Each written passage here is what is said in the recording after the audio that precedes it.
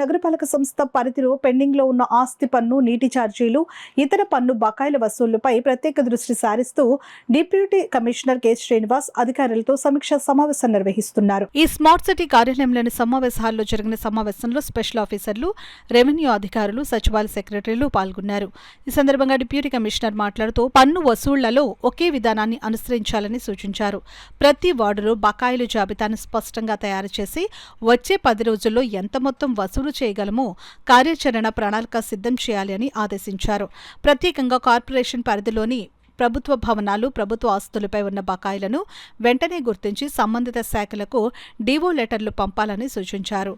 BLTC సహా అన్ని ప్రభుత్వ సంస్థలు కూడా పన్నులు చెల్లించేలా చర్యలు తీసుకోవాలని స్పష్టం చేశారు. ఇంటి పన్నులు, నీటి ఛార్జీలు చెల్లించకుండా నిర్లక్ష్యం చేస్తున్న వారిపై రెట్టింపు దృష్టి పెట్టాలని, అవసరమైతే చట్టపరమైన చర్యలు కూడా తీసుకోవాలని సూచించారు. కొంతమంది ఆస్తి పన్ను విషయంలో చిన్న మొత్తానికే స్పందిస్తారు, కానీ నీటి ఛార్జీలు మాత్రం వదిలేస్తున్నారు అని, ఇలాంటి ద్వంద్వ వైఖరిని అనుమతించమని పేర్కొన్నారు.